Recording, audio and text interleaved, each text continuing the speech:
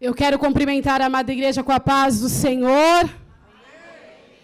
Que Deus, através de Cristo e da sua graça abundante, continue nos visitando poderosamente nessa noite, através desse culto, através dessa reunião, para que o nome dele seja glorificado, exaltado, engrandecido e magnificado através das nossas vidas, em nome de Jesus. Antes de entrar na ministração da palavra, como de costume, de hábito, eu sempre deixo um verso inicial da parte do Senhor para o nosso coração e para a nossa alma nessa noite. A palavra que o Senhor tratou ao meu coração no decorrer dessa semana, no decorrer desses dias praticamente, se encontra no Salmo 143. Davi, ele estava passando por uma luta muito severa. Ele estava passando por uma luta muito intensa, muito grande, muito forte. A situação era tão crítica, era tão profunda, que o próprio Davi declarou: a minha alma está abatida até o chão. E o meu espírito está extremamente angustiado. Mas mesmo no meio de um contexto como esse, regado de dor, regado de sofrimento, regado de angústia, regado de aflição, de incerteza, de insegurança, como será hoje ou como será o amanhã, Davi, ele se posiciona em oração. O contexto, vou voltar a repetir, é de dor, é de aflição, é de uma angústia extrema que estava anexada dentro da sua alma. Mas isso não impediu de Davi, o contexto, o cenário não impediu Davi, não impediu esse homem de se levantar diante de Deus através da oração. E a oração que ele fez diante de um contexto como esse foi tremenda, foi impactante, foi profunda. Porque no meio de um contexto de dor, ele não pediu livramento, ele não pediu escape, ele não pediu saída, ele não pediu solução, ele não pediu estratégia, ele não pediu direção, ele não pediu cura, ele não pediu restauração, ele não pediu restituição. A única coisa que Davi pediu: me ensina a fazer a tua vontade, porque tu és o meu Deus.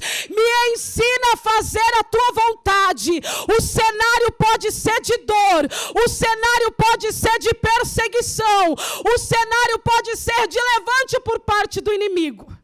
Mas o que eu estou priorizando nesse cenário não é a vitória, é fazer a tua vontade, é fazer o teu querer.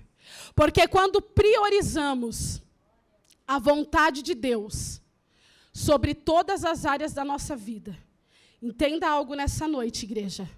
A vitória, sempre, o diabo querendo ou não, sempre será garantida. Você pode aplaudir ao Senhor nessa noite? Alabacandarabassuri, alabacaça. A vitória, o milagre, a resposta, sempre será garantido sobre as nossas vidas. Por isso que não tem justificativa. Eu não orei porque a aflição que eu estava enfrentando era muito grande. Eu não fiz isso por causa daquilo. Não tem justificativa. Depois você leia na sua casa o Salmo 143, porque o Senhor vai continuar ministrando essa palavra ao seu coração. Abra a palavra do Senhor. Para quem me conhece, eu não sou muito de ministrar o Novo Testamento. Geralmente, o Senhor sempre me leva na vertente do Antigo Testamento, porque eu amo ministrar o Antigo Testamento. Eu sou apaixonada pelo Antigo Testamento. Mas quando o Senhor nos leva para esse desafio de Novo Testamento, a gente enfrenta o desafio. A última vez que eu estive ministrando aqui o Novo Testamento, já faz um tempo, foi no culto da manhã, que foi o Evangelho de Mateus. O Evangelho de Jesus Cristo, segundo escreveu Mateus, capítulo 25. Mas aprove ao Senhor trazer esta palavra fortemente ao meu coração, novamente, ao meu espírito. Mas o interessante, que quando eu estava em casa, o Senhor falava assim comigo. Foi a primeira vez que eu ouvi o Espírito Santo falando assim comigo. Você vai ministrar essa palavra, mas você não vai falar de Davi. Aí eu falei, ai, Senhor, difícil. Você só vai falar deste homem de Deus. Você vai ficar nele. Aí eu falei, amém, Jesus. Manda quem pode, obedece quem tem juízo. Abra a palavra do Senhor na segunda epístola aos Coríntios, capítulo 1, nós vamos estar lendo o versículo 4. Você que não tem a sua Bíblia física em mãos, com certeza você tem um celular, né? Então você pode abrir também a palavra do Senhor. Segunda epístola aos Coríntios, capítulo 1, versículo 4. A palavra do Senhor nos ensina assim.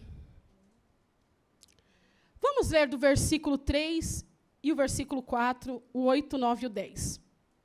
Bendito seja o Deus e Pai de nosso Senhor Jesus Cristo, o Pai das misericórdias e o Deus de toda consolação, que nos consola em toda a nossa tribulação, para que também possamos consolar os que estiverem em alguma tribulação, com a consolação com que nós mesmos somos consolados de Deus. Versículo 8.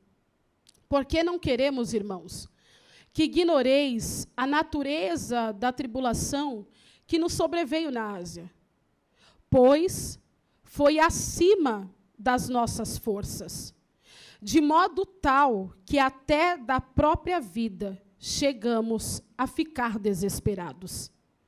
Mas já em nós mesmos tínhamos decretado a sentença de morte, para que não confiássemos em nós, mas em Deus, que ressuscita os mortos, o qual nos livrou de tão grande morte, e livrará em quem esperamos, e que também nos livrará ainda. Se coloque de pé, vamos orar, amém? Às vezes você chegou aqui hoje, você nem orou. Você nem falou com o Espírito Santo de Deus. A correria é tão grande, mesmo no domingo, quando a gente vê, a hora já foi, já deu o horário de vir ao culto, já deu o horário de vir à reunião, e a gente se arruma naquela correria, e às vezes a gente chega aqui, e praticamente o culto já está em andamento, nem dobramos os nossos joelhos. Então você tem a oportunidade de falar com o Espírito Santo de Deus agora. Eu vou te falar algo nessa noite muito sério. Não brinque com as coisas do Senhor. Não brinque em hipótese nenhuma com as coisas de Deus. E nem toque jamais no ungido de Deus. O Espírito Santo acabou de falar ao meu ouvido. Fale essas 3 frases. Não toque, não brinque, não zombe, não fique com escárnio. Porque o que o homem semeia, ele colhe. O que o homem planta, ele colhe. Então, vamos orar, porque estamos na casa do Senhor. E temos que ter toda a seriedade possível. Nas outras religiões que há aí fora, nós conseguimos enxergar que as pessoas, elas têm uma seriedade muito grande em relação àquilo que elas servem, em relação àquilo que elas acreditam, em relação àquilo que elas se prostram de joelhos. Então, nessa noite, o Senhor está falando, leve a minha casa a sério. Amém? Vamos orar. Ore também comigo. Senhor, meu Deus e meu Pai, estamos aqui para te adorar, te louvar, te bendizer, alabacanda, arabaçu, decácia, e acima de tudo, tudo, te glorificar, porque Tu és um Deus todo-poderoso. O Senhor é o grande eu sou, é o alfa, é o ômega, é o primeiro, o último, o princípio e o fim. E nós dependemos, ó Pai, totalmente do Senhor, totalmente da Tua graça, totalmente do Teu favor. Ah, Pai, a Tua palavra declara na epístola de Tiago: chegai-vos a Deus e Ele se chegará a vós. Esse é o tempo, esse é o momento oportuno. Ah, Pai, é o tempo de nós nos achegarmos ao Senhor com humildade, com temor, com reverência, com santidade, com compromisso, com lealdade, com fidelidade, com caráter polido diante da Tua presença. Então nós te pedimos, Espírito Santo de Deus, Espírito Santo de Deus, nos ajuda a chegar ao Deus de Israel com esse compromisso, com esse coração quebrantado, com espírito contrito e arrependido. Pai, se necessário for, muda o nosso coração nessa noite, porque um coração quebrantado, um espírito contrito, o Senhor não despreza, o Senhor não rejeita, o Senhor não deixa de lado, e o Senhor está perto. Que palavra! O Senhor está perto de quem tem coração quebrantado. O coração quebrantado está sempre disposto a aprender mais de Deus. O coração quebrantado está sempre disposto a orar um pouco mais, a buscar um pouco mais, a se santificar cada vez mais. Então, Senhor, muda o nosso coração nesta noite. Muda o nosso coração nesta noite. Ah, Pai, Davi, como o Senhor amava Davi, porque ele era segundo o Teu coração. Meu Deus, muda o nosso coração, Espírito Santo. Ah, Pai, que nós como igreja viemos ter um coração de verdadeiros adoradores, que Te adorem em espírito e em verdade, porque quando temos um coração quebrantado, quando temos um coração de adorador, nós conseguimos declarar como o salmista: guardei, guardei, guardei a Tua palavra no meu coração, para não pecar contra Ti, para não errar contra Ti. Senhor, vai visitando cada vida aqui nessa noite, tanto aqueles que têm anos de igreja. Meu Deus, pelos lugares que eu tenho andado, o que eu tenho mais visto, enxergado, visualizado, é que muitos perderam o primeiro amor. Há uma frieza espiritual, há um distanciamento, às vezes por causa do cargo, do título, da posição, do que faz há anos dentro da igreja. Mas nessa noite o Senhor quer nos trazer de volta à condição de verdadeiros adoradores, a condição de uma renovação, de uma aliança que vem por parte do Senhor. Meu Deus, toca no meu irmão, toca na minha irmã. Eu não tenho essa condição, mas o Teu Espírito tem, o Teu Espírito tem. Toca de dentro para fora, toca de dentro para fora. Se houver enfermidade física nesta noite, se houver enfermidade na alma, se houver tristeza, angústia, opressão, perturbação, desânimo, tira, Senhor, arranca pela raiz, que haja uma grande libertação nesta noite, que haja uma grande cura, que haja um grande renovo dos altos céus, porque o Senhor é o mesmo ontem, hoje e será eternamente. Pai, enquanto a palavra estiver sendo ministrada, como já foi louvado nessa noite, nos renova e vem com Teu fogo que nos purifica. Esse lugar não é de pregadores ou pregadoras, esse lugar é Teu, Espírito Santo. Então fala em nome de Jesus. Você pode aplaudir ao Senhor?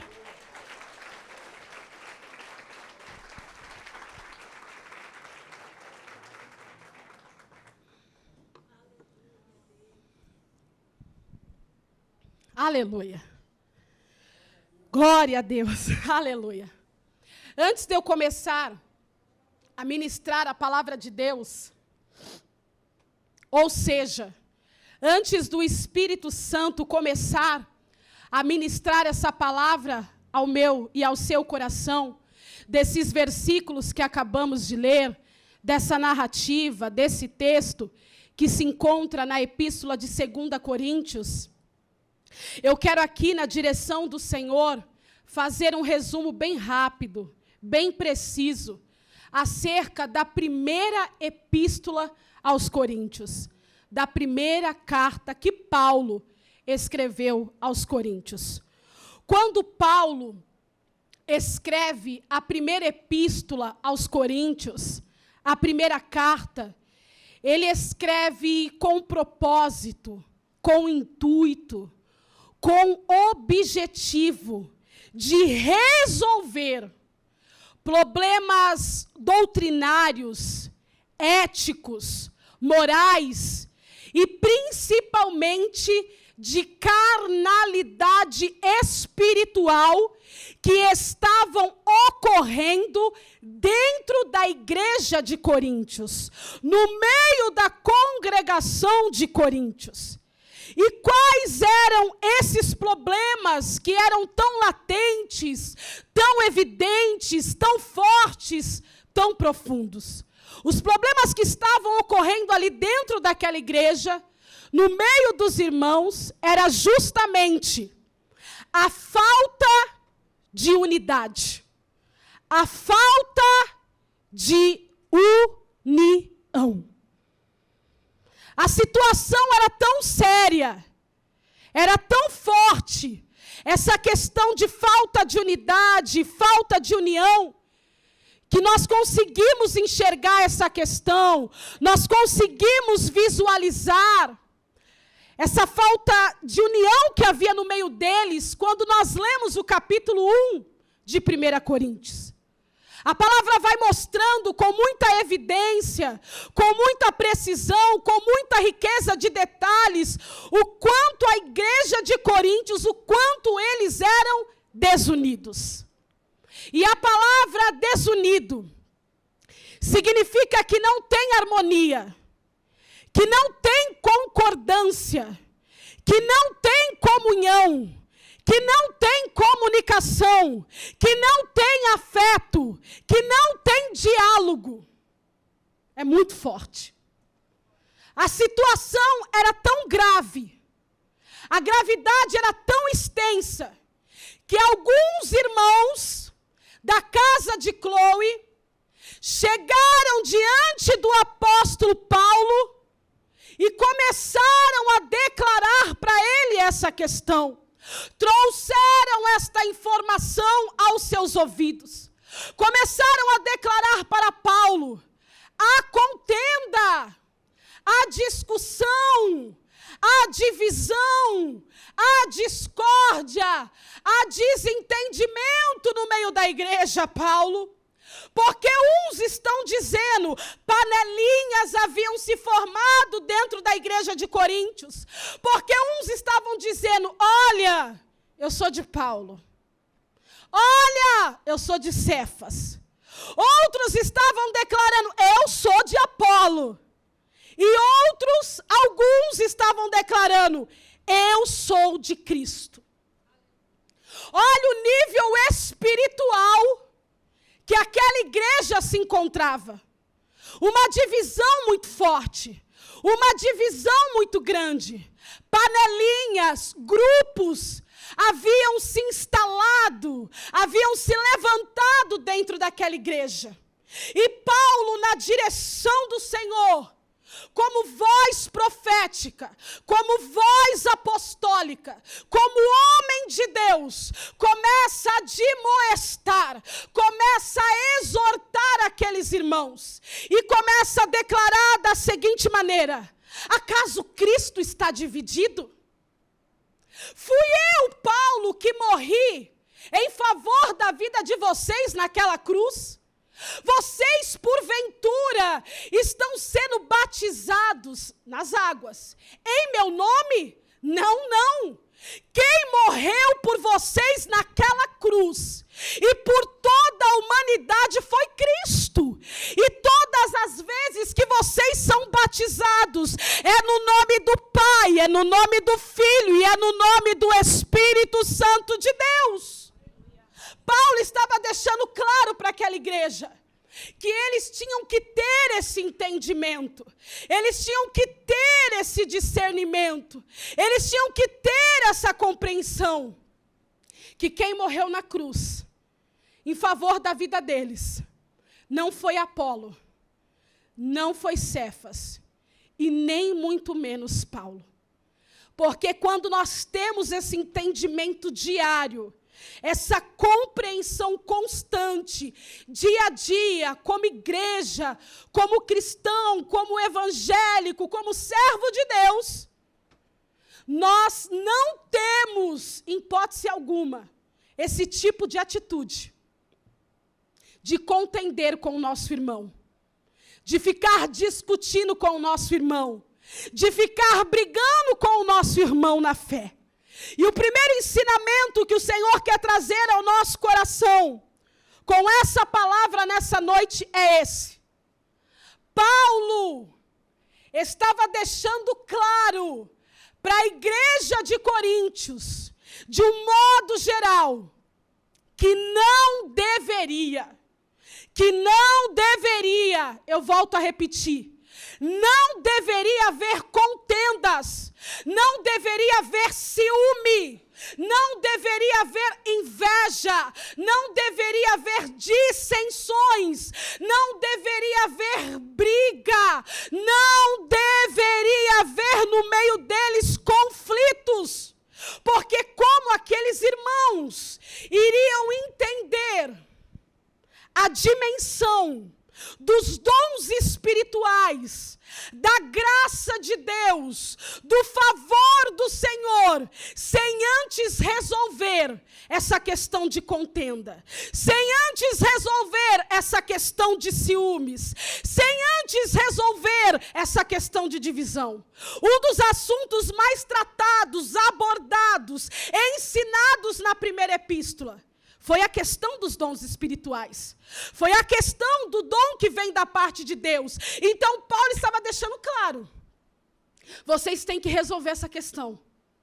Vocês não podem ficar contendendo, brigando, discutindo, tendo ciúme um do outro. Não pode haver picuinha, não pode haver panelinha, não pode haver grupinhos no meio da igreja. Porque a palavra deixa claro.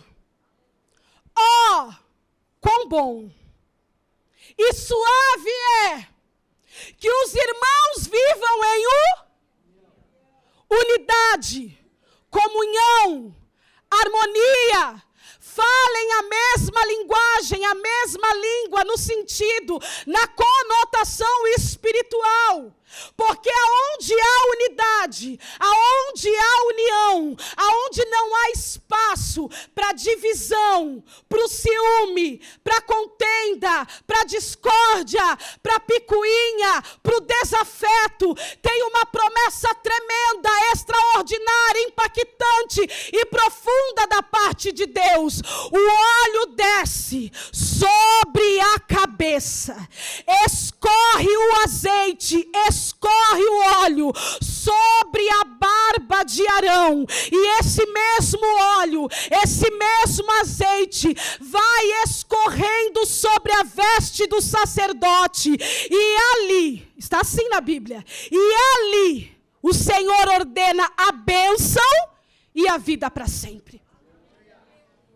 Então a primeira coisa que eu tenho que entender, quando há união nos departamentos da igreja, quando todos falam a mesma língua, no sentido de respeito de um para com o outro, no sentido maior de reverenciar, de obedecer a Deus, de obedecer ao Senhor na totalidade. A palavra deixa bem claro que há 3 promessas latentes aqui.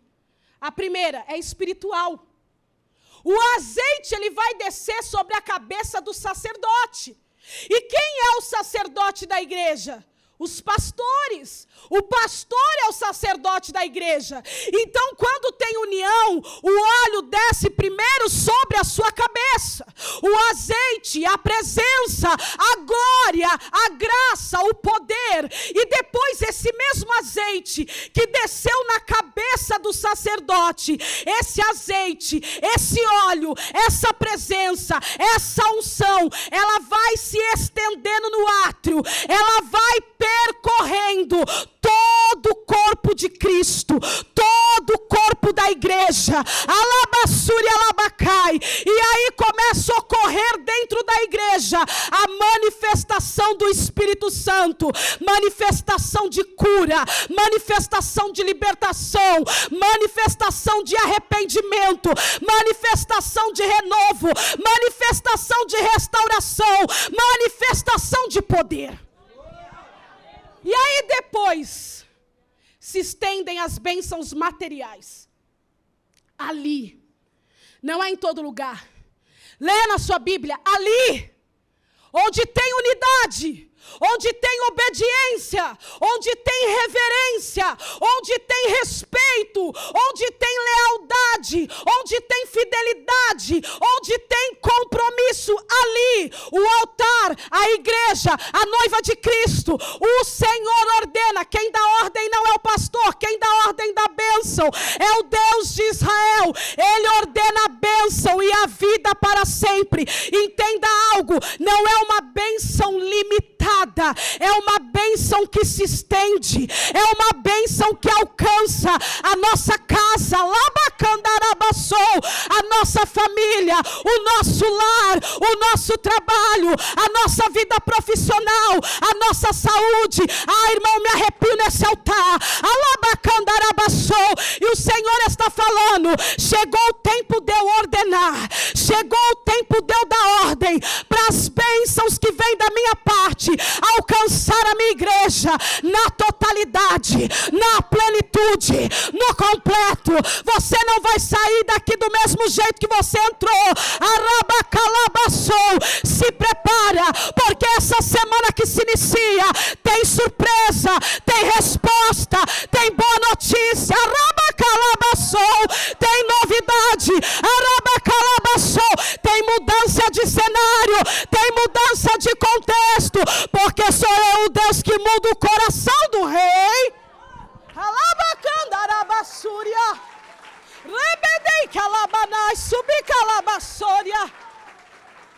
Essa questão, ela é tão forte, que o Senhor me deu uma aula a respeito disso.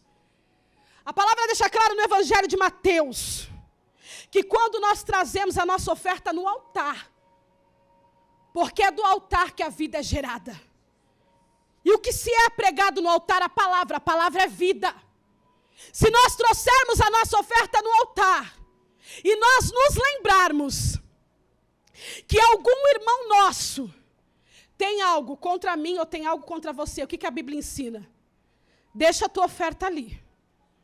Não é para entregar ainda no gasofilácio. Deixa ali no altar. Vai se reconciliar primeiro com o teu irmão. Independente dele querer ou não essa reconciliação, eu tenho que fazer a minha parte. Não importa quem levantou a contenda, não importa quem levantou a picuinha, eu tenho que fazer a minha parte. Me reconcilio, me acerto. Mas e se ele não quiser? Eu fiz a minha parte. Depois a Bíblia me dá legalidade, autoridade, autonomia para voltar no altar. Aí sim eu posso entregar a minha oferta. Quantas ofertas e dízimos são entregues no gasofilácio? E pessoas estão em conflito uma com as outras. O Senhor deixa claro que se não houver uma reconciliação, Ele não recebe aquela oferta. Por isso que a epístola de Tito ensina que nós temos que evitar discussões tolas, desnecessárias, genealogias. E está lá a palavra contenda.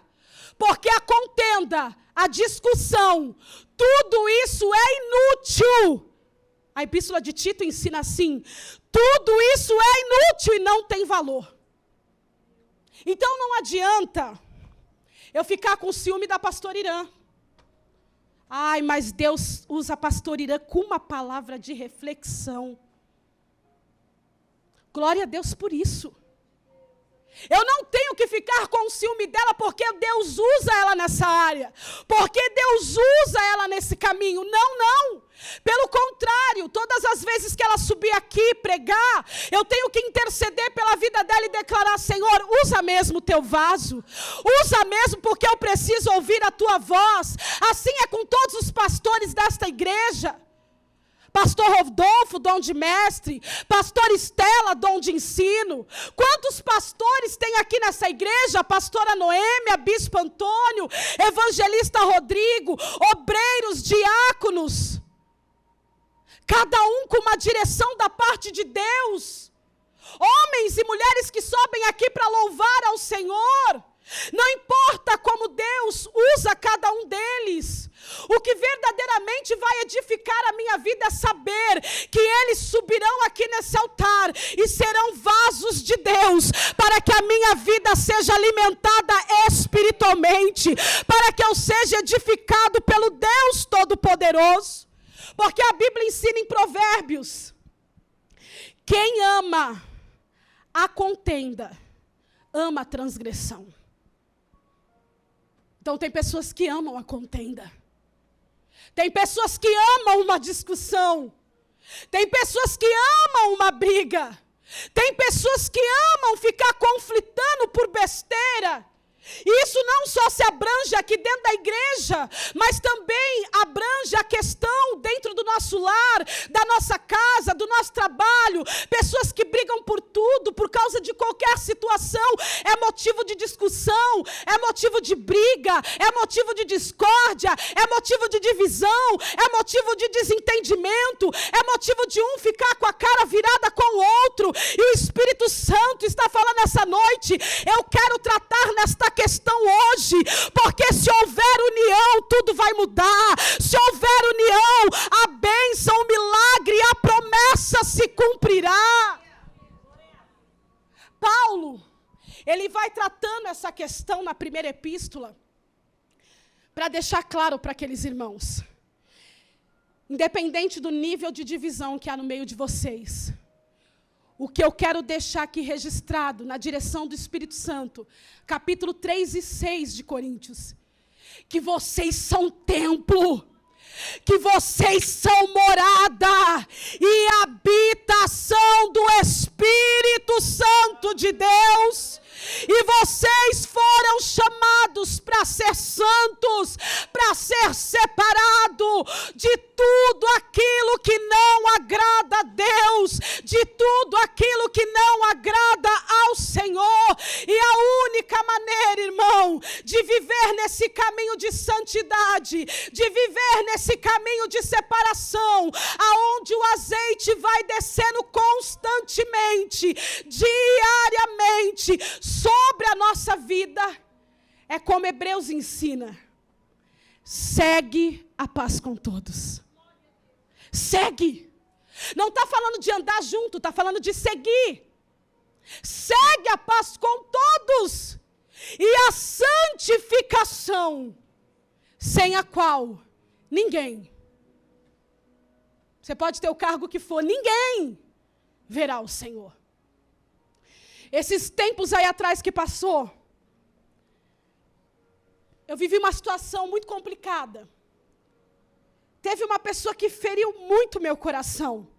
E eu nem imaginava que ela iria fazer isso. E quando você se depara com alguém que te feriu de uma maneira que você não estava esperando, porque a gente nunca está esperando, você fala: e agora, Senhor? Eu falo, não falo, eu olho, não olho. E você lembra da palavra de Deus.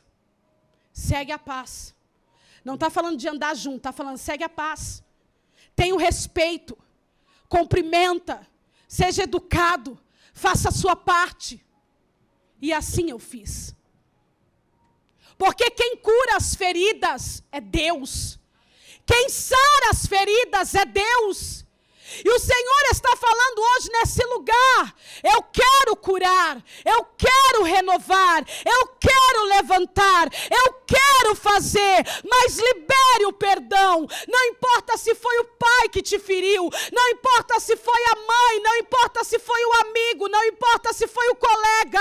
O Senhor está falando: só faça a sua parte, libera o perdão. Alabacandarabassuri alabacai, porque quem muda a sua história, quem escreve uma nova história dentro desse contexto, sou eu. E a segunda epístola aos Coríntios, Paulo agora escreve com propósito, com intuito, com objetivo, que vai se conectando com o primeiro, com certeza, com o propósito de defender o seu apostolado, de defender a sua chamada, de defender a sua autoridade espiritual e a sua eleição em Deus.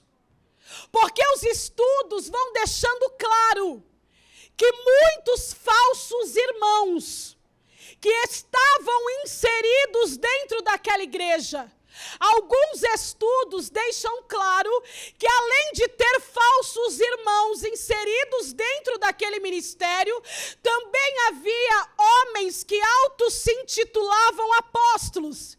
E esses falsos irmãos, e esses falsos apóstolos, por assim dizer, estavam se levantando contra a autoridade apostólica de Paulo.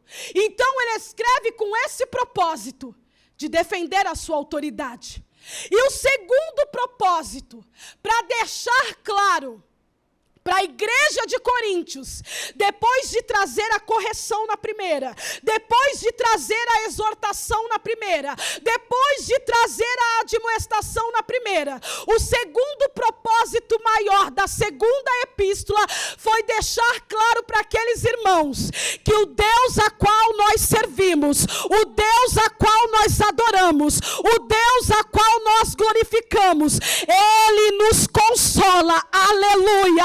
Ele nos conforta em todas as nossas tribulações, em todas as nossas lutas, em todas as nossas provas, em todas as nossas dificuldades.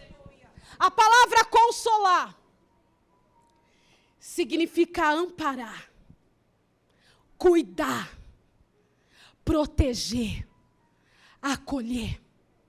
Você está entendendo que depois de uma correção, porque o Senhor só corrige quem Ele ama, vem a cura, vem o bálsamo, vem o respaldo, vem a resposta, vem o milagre, vem o refrigério da parte de Deus. Então Paulo estava deixando claro para aquele povo, o Deus que nós servimos, irmão, isso é tão tremendo. Eu chorei quando eu li essa parte. O Deus a qual nós servimos, Ele nos consola, nos ampara, nos protege em todas as nossas lutas.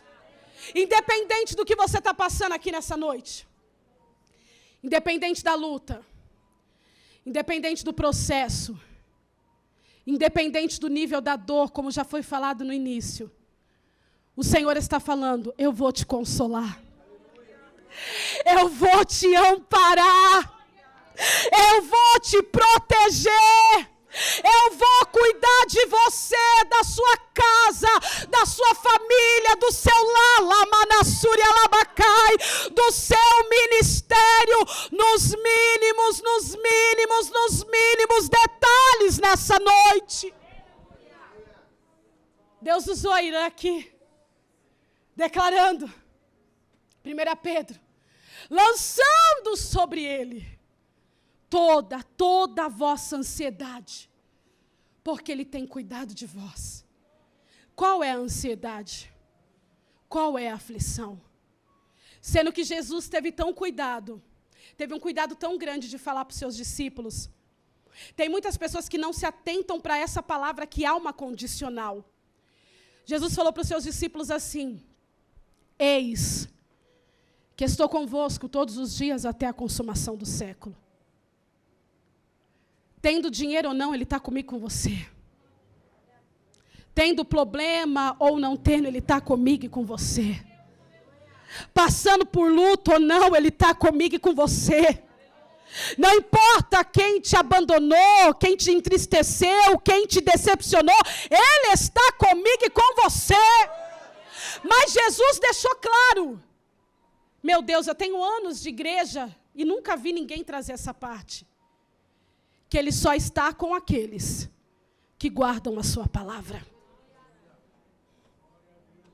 Se você guardar a palavra, se você viver a palavra, se você respirar a palavra, independente do processo, independente do vendaval, independente da tempestade, Ele tem uma promessa para aqueles que guardam a palavra, para aqueles que vivem a palavra, para aqueles que emanam a palavra. Eu estarei com você todos os dias, todos os momentos, todos os instantes, até a consumação do século. Por isso que Paulo, ele começa no primeiro capítulo dessa segunda epístola declarando assim: eu não quero que vocês ignorem, que vocês rejeitem, que vocês desprezem, que vocês deixem de lado a natureza da tribulação, da luta, da prova, da dificuldade que nos sobreveio na Ásia. Ele não estava sozinho, porque foi ao ponto de ir além das nossas forças. Porque tem luta, irmão, que a gente passa sozinho, igual Jacó no Val de Jaboque. É só você e Deus, e mais ninguém. E não adianta chorar, não adianta fazer mimimi, não adianta falar, eu vou parar com tudo, não. Tem luta que é só você e Deus. Mas tem outras que passamos, e sempre Deus vai levantar um Arão, sempre Deus vai levantar um Ur, para interceder por mim, por você, para interceder pela nossa casa, para interceder pelos nossos filhos, para entrar comigo e com você na batalha e na guerra. E nessa luta ele não estava sozinho. E ele falou, olha, foi o ponto de além das nossas forças, porque tem luta que a gente passa, que mesmo tendo alguém ao nosso lado, na posição de intercessor, parece que vamos sucumbir. Parece que a gente não vai aguentar. Parece que a gente não vai resistir. Parece que a gente não vai dar conta, labacandarabassou. Mas mesmo passando por todo esse processo, mesmo passando por todo esse nível de incerteza, Paulo, ele não desistiu, ele não desanimou, ele não esmureceu, ele não olhou para trás. Eu vou falar de uma forma que você entenda, trazendo para os dias de hoje. Ele não deixou de ser crente, ele não deixou de servir, ele não deixou de adorar, ele não deixou de ser fiel, foi ao ponto de além das forças dele, mas ele não parou, ele não desanimou, chegou até mesmo declarar, perdemos até a esperança, perdemos até a convicção, chegamos ao ponto de ficar sem esperança nenhuma. Mas o que eu aprendo com Paulo, que quem anda com Deus, sabe que sempre tem uma saída. Quem anda com Deus, quem vive Deus, quem respira Deus. Eu não estou falando de falar que vai na igreja, irmão. Hoje em dia as igrejas estão lotadas. Aí você pergunta para alguém, você vai no culto? Vou. Você é crente? Sou. Tu é fiel? Não sei. Eu estou falando de andar com Deus, porque essa não foi a primeira luta de Paulo. Eu quero aqui reprisar, eu quero aqui relembrar, porque se você ler todas as epístolas, todas, pode ler todas, não tem nenhum capítulo que traz com tanta precisão o que Paulo enfrentou em favor, em amor do Evangelho, como o capítulo 11 de 2 Coríntios. Pode ler tudo. Não tem nenhum.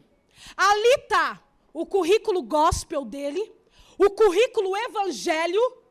Não é um currículo de oba-oba.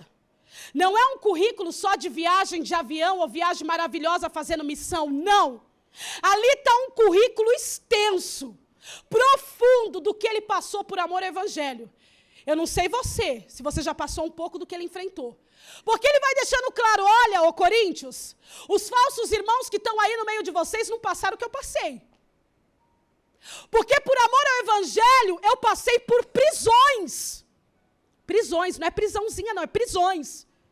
Eu fui preso em Cesareia, eu fui preso em Jerusalém, eu fui preso em Filipos, eu fui preso em Roma, aonde praticamente se encerrou o seu ministério. Por amor ao evangelho, passei perigo de morte. Por amor ao evangelho, 5 vezes eu recebi dos judeus 39 açoites menos 1. Por amor ao evangelho, uma vez eu fui apedrejado. Alguém aqui foi apedrejado por amor ao evangelho? Tacaram pedra em você, lá no seu trabalho? Tacaram pedra lá onde você estuda? Por amor ao evangelho, ele foi apedrejado, é pedrada mesmo. Por amor ao evangelho, 3 vezes foi golpeado com vara. Você tem noção como era a vara de antigamente? Você tem noção como era o açoite de antigamente? Se o cinto da mãe já dói, porque eu levei muita cintada, irmão. Toda vez que eu desobedecia a minha mãe, ela me dava umas cintadas, até fivelado eu levei. O negócio já doía. Imagina a vara. Imagina a açoite. Um dia, uma noite, ele esteve exposto ao perigo do mar. Por amor ao evangelho, ele passou perigo no campo, no mar, no deserto, na cidade, no rio, em todos os lugares. Perigos por irmãos da mesma pátria que queriam acabar com a vida dele o tempo inteiro. E falsos irmãos que queriam destruir e o matar. Por amor ao evangelho, ele mesmo declara, eu trabalhei muito, mas passei fome. E também por situação de nudez, de vergonha, de vexame e de humilhação. E fora todas as preocupações em relação à igreja que está sobre o meu ombro. Agora eu pergunto para você, você já passou isso? Seja sincero, irmão. Esses dias eu estava conversando com um amigo meu da Assembleia do Belém. E a gente olhava um para o outro e falava assim, a gente está tão light. A gente vive um evangelho tão light e ainda assim quer desistir. E ainda assim quer parar. E ainda assim quer desanimar. E ainda assim não quer ter um compromisso verdadeiro. Qualquer coisinha é um entra e sai dentro das igrejas, é um fluxo. Ah, esse chegou agora porque aquele saiu. Olha o que esse homem passou. Então Paulo, ele tinha autoridade, ele tinha autonomia no mundo espiritual para chegar diante daqueles falsos irmãos, para chegar diante daqueles opositores, para chegar diante daqueles contendeiros, para chegar diante daqueles mentirosos e declarar, por amor ao evangelho eu passei tudo isso, então a autoridade que eu tenho foi Deus que me deu. A autoridade que eu tenho foi diretamente vinda do Senhor. Aí no capítulo 1, eu amo Paulo e Davi, sou apaixonada por eles. No capítulo 1, ele já começa a declarar para os falsos irmãos, eu sou apóstolo de Jesus Cristo, pela vontade de Deus.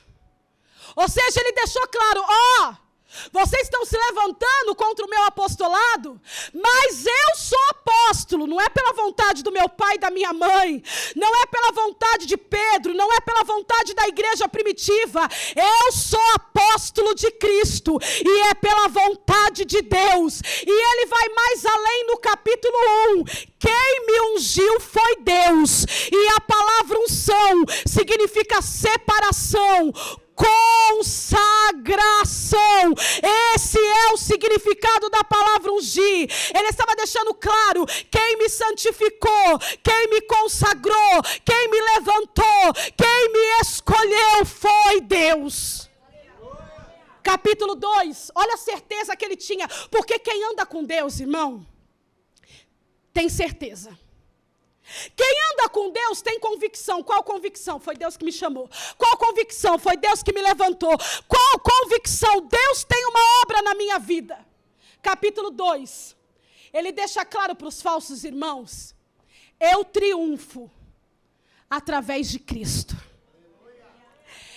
Paulo estava deixando claro para a igreja de Coríntios as lutas que eu venço, as provas que eu venço, os problemas que eu enfrento, as adversidades que eu vivo por amor ao Evangelho.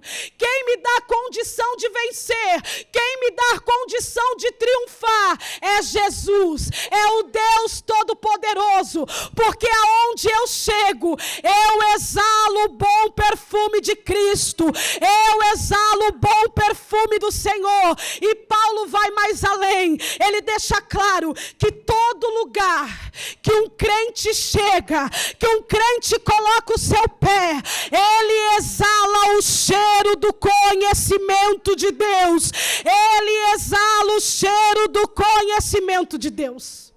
Se você está chegando em algum lugar e as pessoas não reconheceram que você é um cristão, alguma coisa está errada.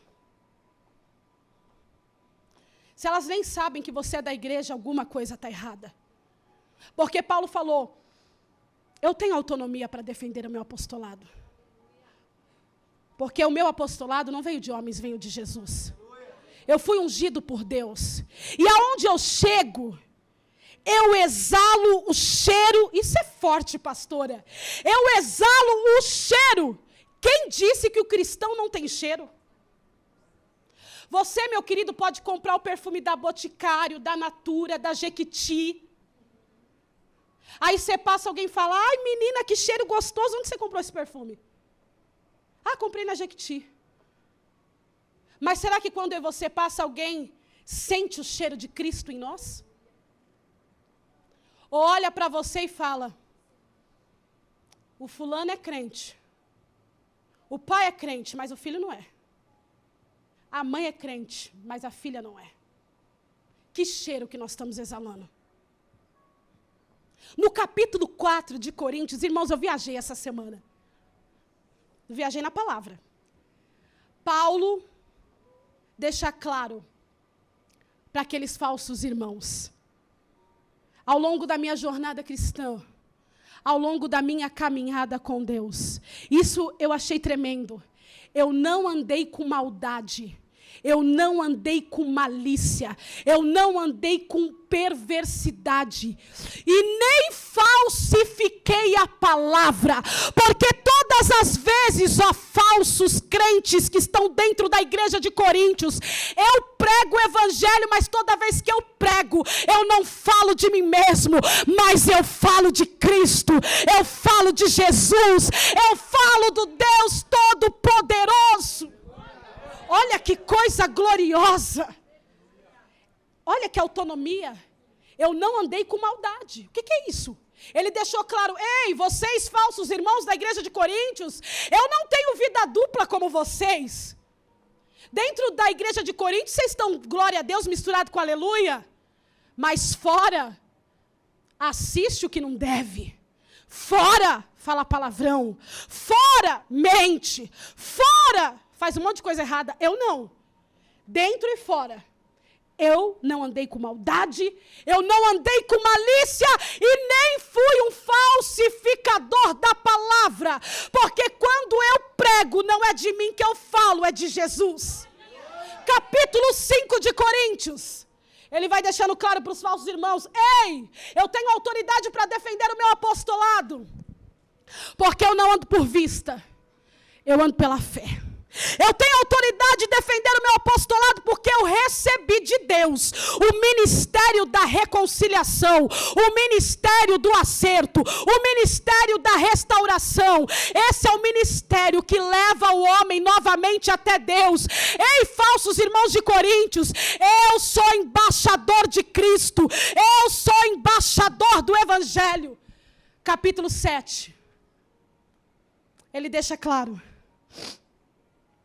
ao longo do meu ministério, irmãos, como eu amei isso, eu não corrompi eu não perverti, eu não prejudiquei ninguém e nem fui pesado para ninguém.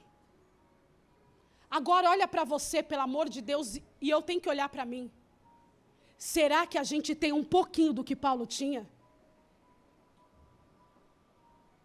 Aí Paulo começa a entender, depois de vir com essa defesa em relação ao seu apostolado, Paulo começa a declarar para aquela igreja: toda a luta que eu passei na Ásia, todo problema que eu passei na Ásia, toda a situação que eu vivi, que eu achei que estava tudo perdido, eu já tinha decretado a morte.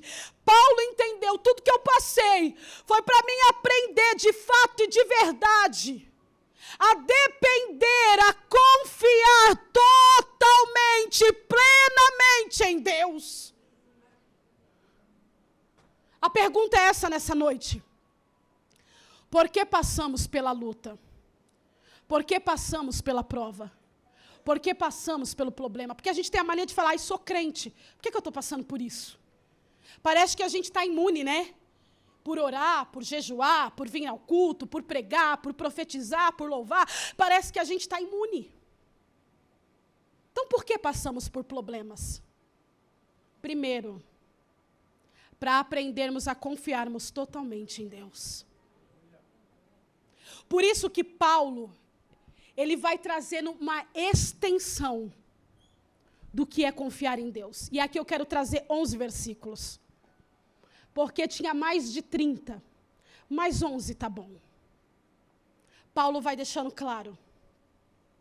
Quando a gente aprende que o processo que a gente passa, porque, irmão, cada processo é diferente um do outro.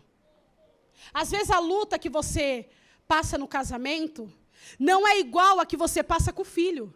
Não é igual a que você passa na saúde. Às vezes a luta que a pessoa passou no casamento, ela ficou com aquela confiança enorme, venceu. Mas às vezes se levanta uma outra e a gente fica igual Paulo. Cheguei ao ponto de desesperar, cheguei ao ponto de sucumbir, cheguei ao ponto de não acreditar mais em nada do que Deus falava. Até que Paulo entendeu: peraí, igreja, tudo que eu passei na Ásia foi para mim aprender a confiar plenamente em Deus. Não é que ele não confiasse, mas é confiar um pouco mais, é ir mais além, é andar mais uma milha com Deus Todo-Poderoso de Israel. Aí ele começa a declarar: em todas as cartas tem uma declaração de confiança, em todas as cartas tem uma declaração apostólica, em todas as cartas tem uma declaração profética. Ele declara em Romanos: tudo coopera para o bem daqueles que amam a Deus, daqueles que são chamados segundo o seu decreto, segundo o seu propósito. Dá para você entender hoje, crente, que tudo coopera para o bem. Aí ele continua em Romanos e declara: olha, só pode falar isso quem anda com Deus. O sofrimento do presente século, do presente momento, é do agora, do hoje, do momento exato. Não se compara com a glória que há de ser revelada em nós. Aí Paulo, ele continua declarando nessa mesma carta: portanto, meus irmãos, não desanimamos.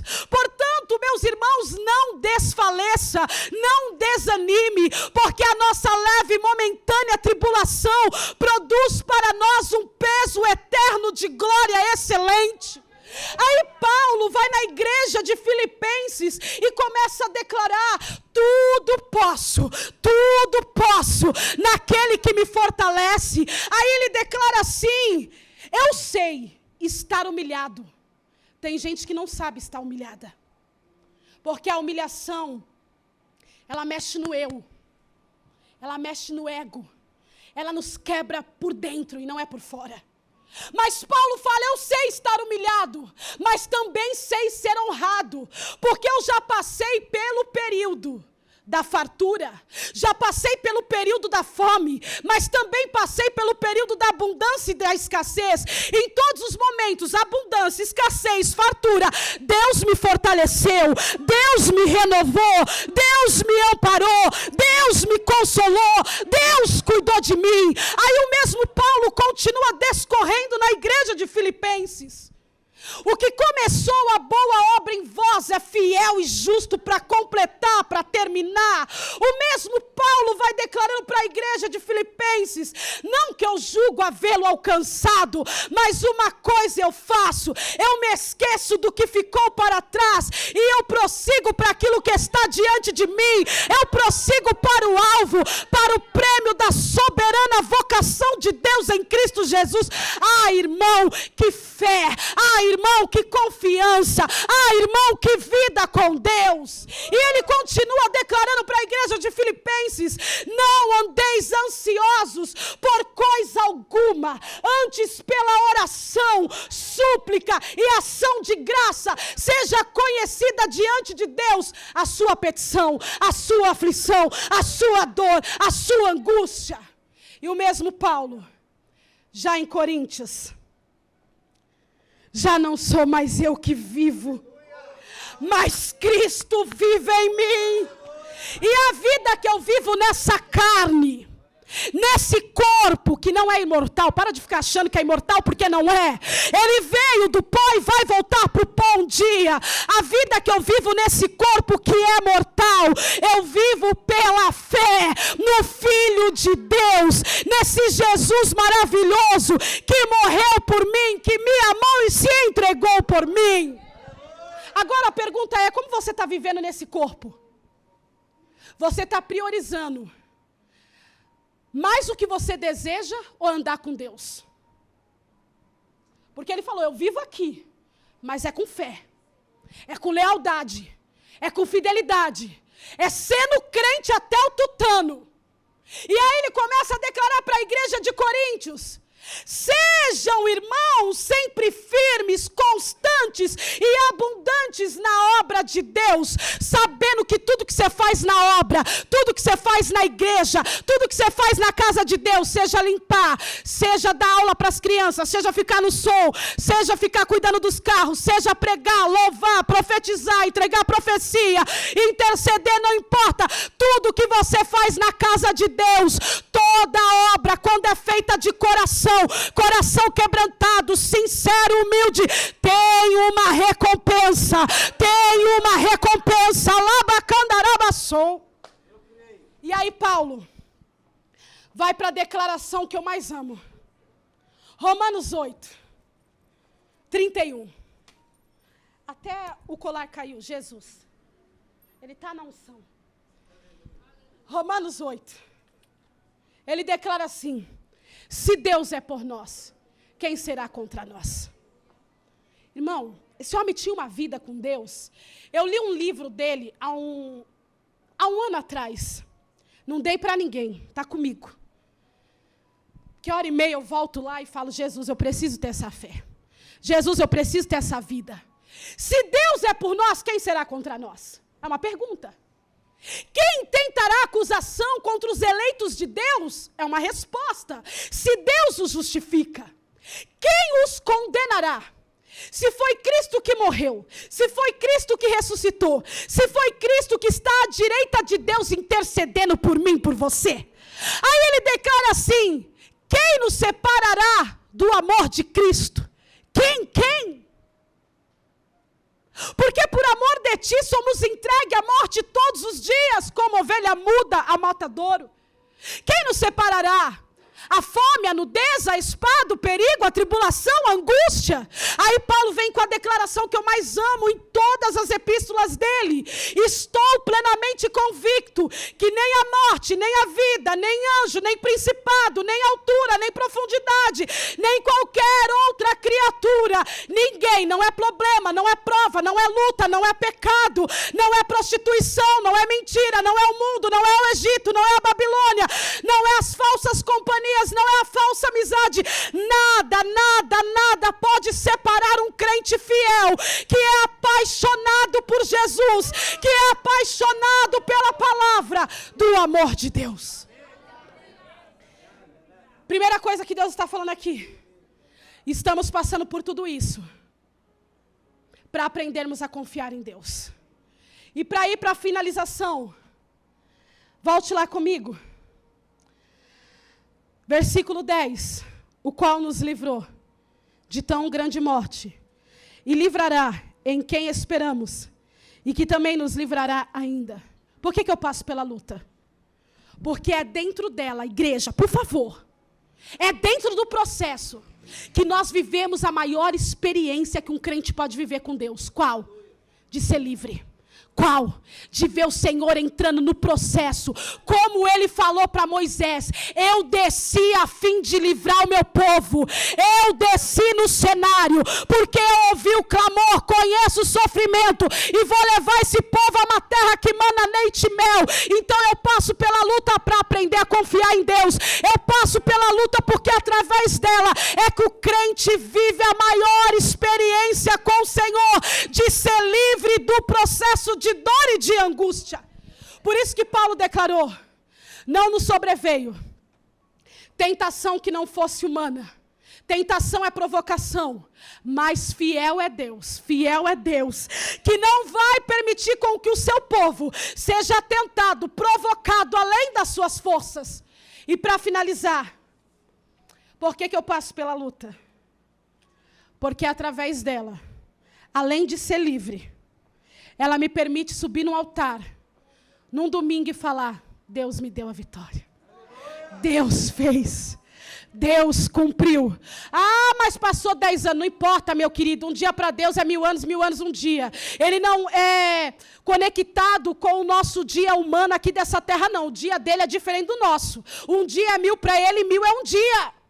O que importa é que a vitória chega se você não desistir.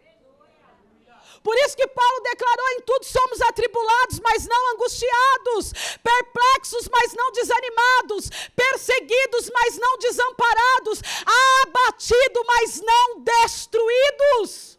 Não importa o que você está passando, você não será destruído. Por isso que Deus está trazendo hoje essa palavra, está trazendo Paulo como exemplo e está declarando: vale a pena ser crente, vale a pena ser fiel, vale a pena ser adorador, vale a pena entrar num lugar e alguém olhar para você e vai falar assim: você é crente, você é cristão, você fala diferente.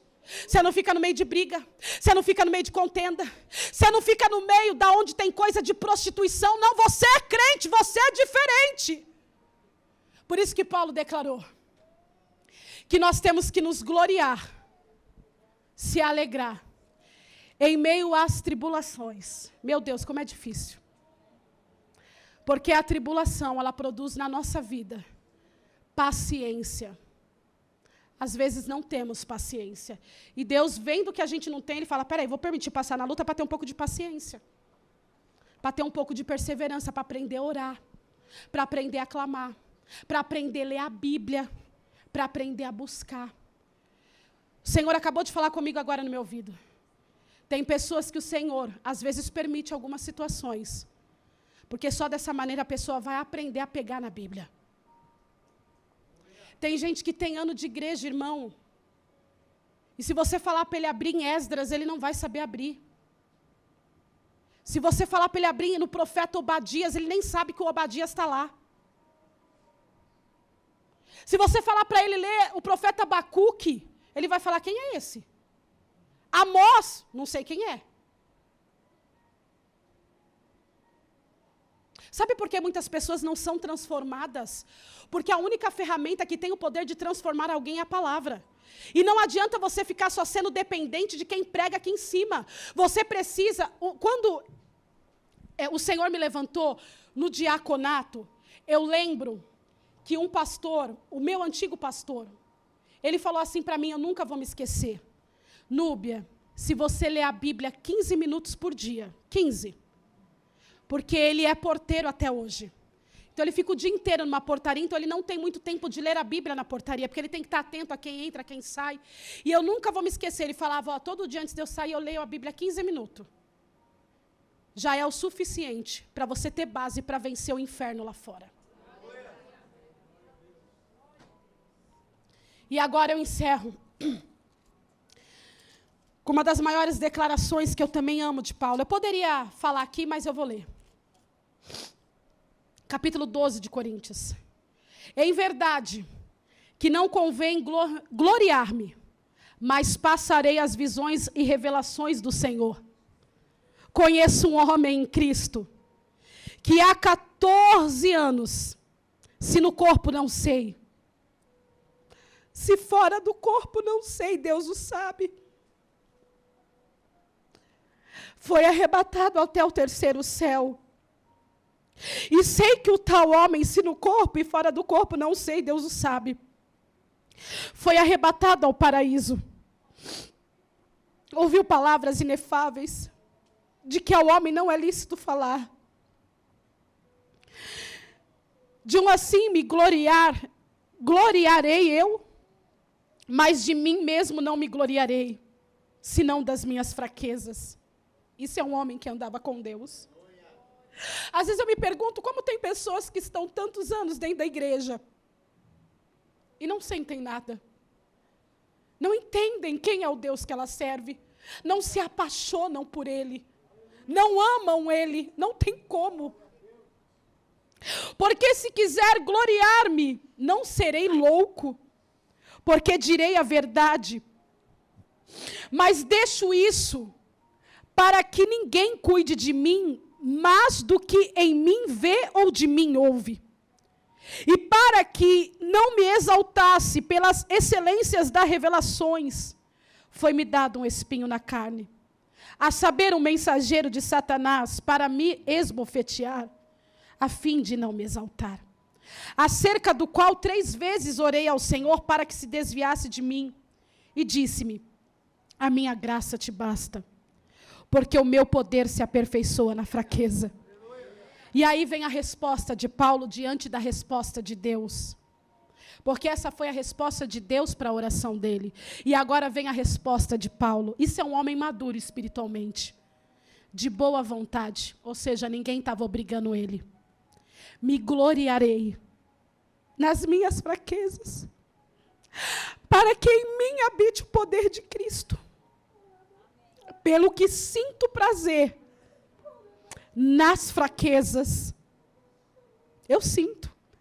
Nas injúrias, porque não é fácil pessoas falarem contra você algo que você não fez. Sinto prazer nas necessidades. Meu Deus, quem sente prazer em passar necessidade?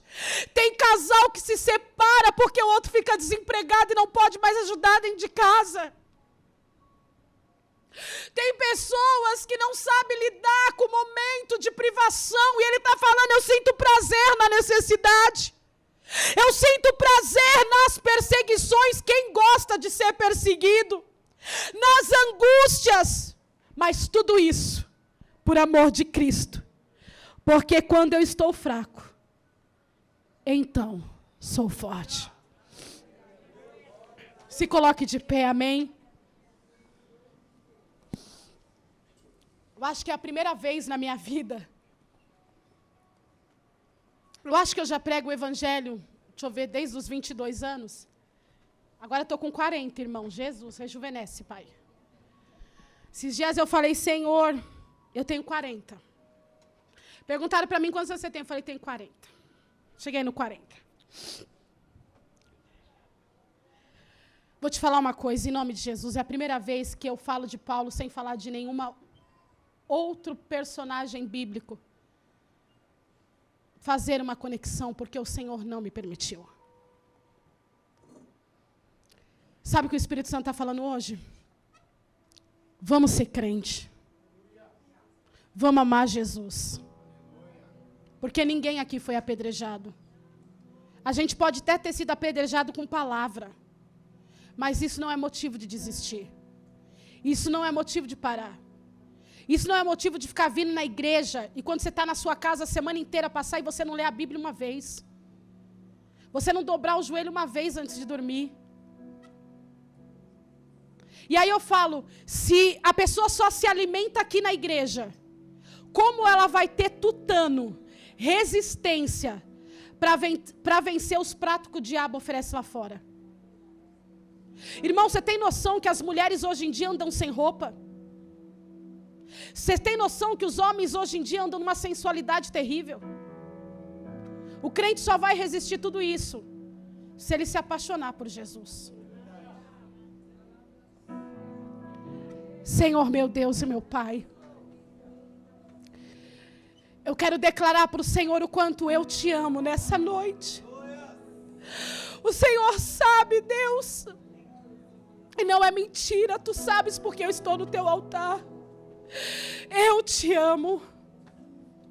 O Senhor é tudo que eu tenho, tudo. O Senhor é tudo que eu tenho. O Senhor é a minha prioridade. O Senhor é a minha vida. E nessa noite, como igreja, Pai, nós entendemos que precisamos nos aproximar mais do Senhor.